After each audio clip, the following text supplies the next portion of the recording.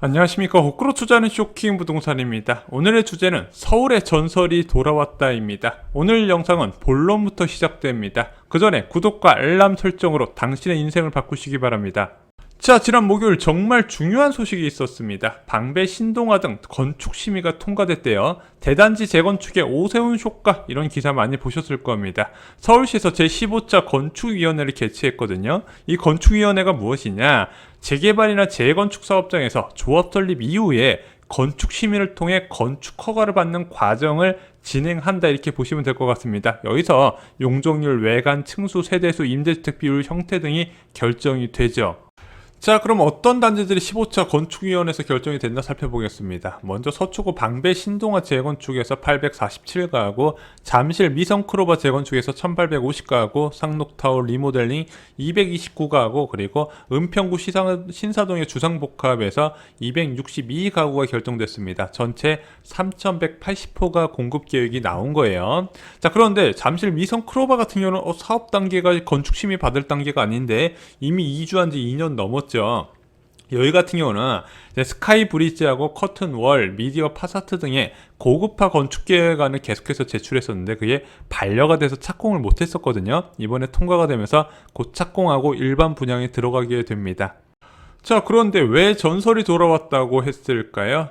바로 건축 심의와 동시에 발표된 임대주택 때문입니다. 자, 방배 신동아 재건축과 잠실 미성크로바 재건축에는요, 모두 다 임대주택이 포함이 됩니다. 방배 신동아 재건축에는 임대가 110세대가 들어가게 되고요. 여기서 전용 59제곱미터가 82세대, 그리고 전용 84제곱미터가 28세대가 들어가게 됩니다. 자, 그리고 공급규모 1850가구인 미성크로바 재건축에는요, 3, 4인 가구를 위한 임대주택이 공급됩니다. 총 196세대가 들어가게 돼요. 바로 임대아파트로 전용면적 84제곱미터가 나온다는 겁니다. 국민평형이 임대아파트로 나온다는 거예요. 전체 임대 공급 호수의 25%를 차지하게 됩니다. 그럼 나머지 75%는 코딱지만 하냐? 25평 규모예요. 자, 그런데 이게 의미가 있는 게 어떤 것이냐? 이번에 1차 사전처양 인천 계양지구 전용 84제곱미터 경쟁률이 380대 1 경쟁률이 나왔습니다. 왜 그랬을까요? 이번에 1차에서 4,333가구를 모집했는데 전용 84제곱미터가 73가구밖에 안 됐어요. 2%도 안 된다는 거예요. 자, 그럼 국토부들이 국토부 관계자가 바보여가지고 이렇게 소형 면적만 공급했냐? 바보 맞는 것 같아요. 왜 선호평형을요 설문조사까지 해가지고 이거 사람들이 굉장히 중대형 면적을 선호하는구나 알고 있었거든요. 자, 막상 조사까지 다 해놓고 1년 정도 지나서 공급되는 사전청에서는 전부 다 전용 59제곱미터 이하의 소형 면적만 공급을 했다는 거죠. 자, 특히 주목하셔야 되는 건요, 이번에 공급되는 임대주택은요 장기 전세입니다. 월세를 납부하는 방식이 아니에요. 주변 시세 80% 수준의 20년 동안, 그리고 계약 만기 시때마다 5% 이내로만 인상할 수 있는 장기 전세 주택이라는 겁니다. 또 하나, 단지 배치 역시 일반 분양주택과 동일합니다. 이것도 굉장히 중요한데 다음 장에 설명을 드릴게요. 또한 이번에 공급되는 임대주택은요, 평면이나 마감재가 분양주택과 동일하게 됩니다. 이거에서 많이 들어보셨죠? 예전에 쉬프트라고 했던 장기전세주택이 다시 공급이 시작이 된 겁니다. 자, 이 시프트가 정말 대단했던 거는요, 임대주택 거주자가 임대아파트에 산다는 눈치를 볼 필요가 없었어요. 왜냐면은 임대아파트 거주자와 분양받은 거주자가요 같은 라인에서 거주하거든요. 예를 들어 임대아파트가 몇 층에 있다? 702호, 904호, 1100, 1505호 이런 식으로 임대주택이 있으면 사람들이 이 사람이 임대주택 사는지 어떻게 알아요? 모르죠. 그렇게 마음 편하게 임대주택에 살 수 있도록 제도를 만들어서 공급했던 것이 쉬프트라는 겁니다. 이게 물론 모든 쉬프트에 다 적용된 건 아니지만 재건축으로 공급되는 쉬프트는 대부분 이런 식으로 되어 있었어요. 왜 이것이 가능했을까요?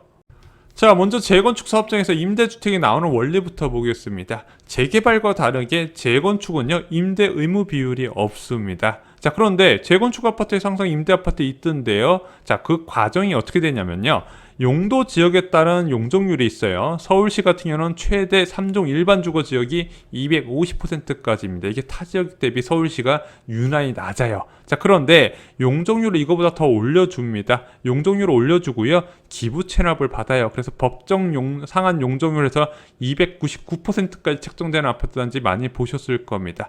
용적률 상향과 임대 기부 체납을 교환하는 거예요. 그래서 공급 호소의 4에서 10% 전후가 임대주택으로 공급되고요. 만약에 2종 일반 주거 지역에서 3종으로 올려주는 케이스 같은 경우는 더 많은 기부 체납을 요구하게 됩니다. 15% 수준까지 올라가는 경우도 있어요.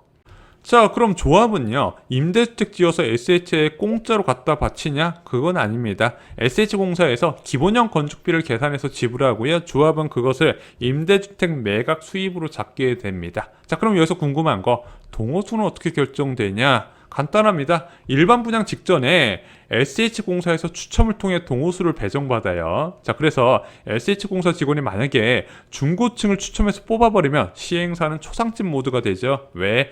거의 원가 수준, 건축비의 수준으로 가져가는 임대주택이 어이구야 중고층을 가져가 버리네. 그러면은 일반 분양 수입이 줄어들 수밖에 없겠죠. 이런 과정을 통해서 재건축 아파트의 임대주택이 탄생하게 됩니다.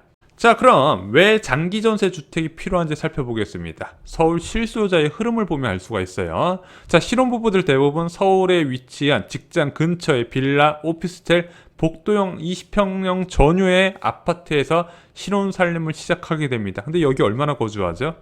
길어야 3년 거주해요. 2년도 못 채우고 이사하는 사람 많습니다. 왜?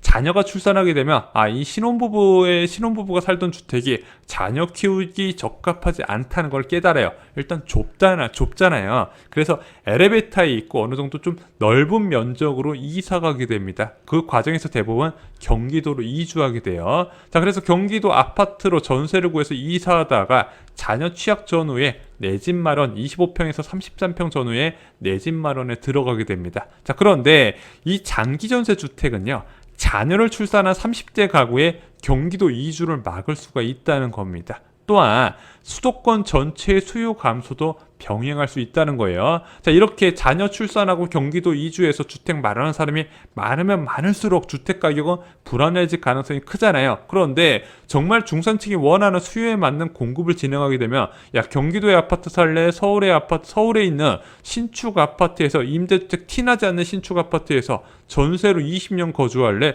선택의 여지가 생긴다는 부분이죠. 전반적인 매매 수요 감소도 영향을 주게 됩니다. 자, 그런데 이 장기전세 제도는요, 박원순 서울시장 시기에 폐지가 됩니다. 사실상 올스톱이 되죠. 그리고 나서 행복주택으로 공급이 되게 됩니다. 그러면서 30대, 40대 사람들이 서울의 아파트 공급에 기댈 데가 없어지면서 경기도로 이주를 해버리게 되는 거죠. 임대 아파트 계속 공급됐는데 봐봐, 헬로시티 봐봐, 무려 1278가구의 임대 아파트가 공급됐잖아. 문제는 헬리오시티에서 공급됐던 임대 아파트 크기를 보실래요? 전용 39제곱미터가 공급됐습니다. 그리고 신혼부부 계층, 고령자 계층한테 공급이 됐어요. 자, 그리고 59제곱미터도 있긴 있었는데 20가구밖에 안 돼요.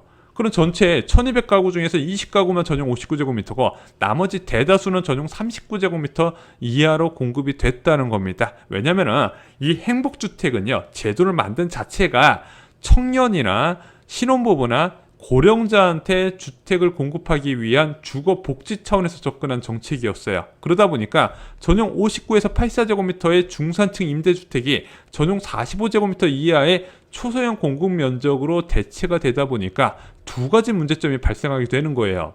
첫 번째는 청년을 위한 원룸 임대주택을 위해서 아파트 부지를 사용했다는 거죠. 자, 이런 원룸을 위해서 3, 4인 거주 가능한 아파트 공급이 줄어들었다는 겁니다. 왜? 아파트를 지어야 되는 땅에다가 원룸을 공급하다 보니까 당연히 필요한 사람이 훨씬 많은 3, 4인 가구 아파트가 줄어들 수밖에 없다는 거죠. 그런데 원룸은 절대 아파트 용지에서 지으면 안 됩니다. 왜? 준주거 용지나 상업 용지에서 용적률을 최대한 뽑아먹어서 정말로 끝도 없이 공급할 수 있는 게 원룸이거든요. 자, 여러분들 원룸 공급 사태, 부족 사태 들어보셨나요? 못 들어보셨죠? 원룸 월세 가격 치솟는다는 얘기 못 들어보셨을 겁니다. 왜? 이런 이유기 때문인 거죠. 자, 두 번째는요, 신혼부부 주택의 수요 불일치가 발생하게 되는 겁니다. 자, 아까 이 장기 전세는요, 자녀를 출산해서 아무래도 좀 안정적인 넓은 면적의 주택을 필요한 사람한테 적정 면적의 사람들이 원하는 위치에 임대주택을 공급한 게 바로 이 시프트였단 말입니다. 자, 그런데 이 행복주택 정책은요, 막 결혼한 사람들이 거주할 주택을 공급한 거예요. 잠깐 거주하는 용도의 주택을 대량으로 공급하다 보니까 진짜로 사람들이 장기적으로 많이 필요로 하는 자녀 출산한 이후에 거주하는 주택이 줄어든 게 된 거예요. 결국 서울 지역 30대, 40대의 경기도 이주를 촉진시키게 됩니다. 그래서 서울의 인구 지속적으로 감소세가 나타나게 되는 거예요. 자, 왜 그러겠습니까? 매매주택은 비싸고 임대주택은 콕딱지만 하니까 아이고야 경기도로 이사갈 수밖에 없겠구나, 당연한 결과가 인구 통계에서 나타나게 된 겁니다. 자, 어찌됐든 오세훈 서울시장 취임으로 잘못된 임대주택의 변화가 시작이 됩니다. 그래서 오세훈표 장기전세 물량 늘린다, 이런 기사 많이 들어보셨죠. 자, 이것으로 서울에 거주 중인 분들도 분양을 받기 전에 또는 난 분양을 받을 생각이 없다면요, 안정적으로 장기전세에서 오랫동안 거주할 수 있게 됐습니다. 자, 그런데 언론들은 이 장기전세 주택 별로 안 좋아해요. 왜? 돈 문제가 있다는 거죠. 솔직히 돈 문제를 지적하는데 개인적으로 일반 건설사들의 공급하는 분양 수요가 줄어들기 때문이 아닐까, 저는 개인적으로 이렇게 생각을 하고 있습니다. 돈이 많이 든다, 한마디로 야 30평대 아파트 공급하는데 기본형 건축비 예를 들어 500만 원만 잡아도 1억 5천 아니냐, 1억 5천 적자가 쌓이잖아, 이런 주장인데, 자, 여러분들 최근에 정부에서 많이 공급하는 임대주택 뭔지 아시죠? 바로 매입 임대입니다. 빌라 같은 거 사가지고 전세로 공급하는 건데 그거 매입하는 것보다 훨씬 저렴하고요, 100배 더 나은 선택이고 시장 안정에 도움이 된다고 생각을 합니다. 자, 현재는 3, 4인 가구를 위한 살기 좋은 아파트가 부족한 상황입니다. 특히 급격히 중대형 면적으로 선호도가 확산이 되고 있습니다. 이제 전용 74제곱미터, 84제곱미터 수요층이 계속 늘어나고 있어요. 저소득층이라고 절대 작은 주택 원하지가 않습니다. 정책 담당자는요, 시장이 무엇을 원하는지 먼저 이해하고 대량으로 공급할 필요가 있는데 오세훈 서장이 이것은 굉장히 잘했다고 생각합니다. 이번에 3기 신도시 사전청약에서 전용 84제곱미터 비중이 1.7% 안 된다는 거. 자, 왜 이런 결과가 나오냐? 주택정책에서 착한 척을 하게 되면 이런 결과를 발생시킨다는 거예요. 야, 나는 신혼부부를 위해서 주택정책을 많이 세웠다, 청년들을 위해서 주택정책을 많이 세웠다, 듣기는 좋은데 결과에서는 치명적인 문제가 발생시킨다는 겁니다. 왜? 이런 중산층을 위한 공급정책이 부족하게 되면 결국에는 저소득층의 주거 불안까지 이어진다는 거예요. 왜? 자, 빌라 가격은요, 자체적인 수요로 절대 가격이 올라가지가 않습니다.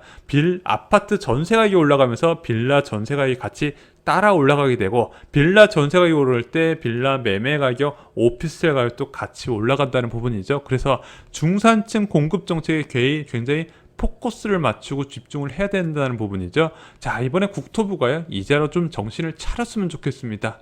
이상은 쇼킹부동산 마칩니다. 좋아요, 구독, 알람 설정 부탁드리고요. 저희 쇼킹부동산 자료실 오픈한 거 아시죠? 가장 빠르게 부동산 정보를 얻으시기 바랍니다. 감사합니다.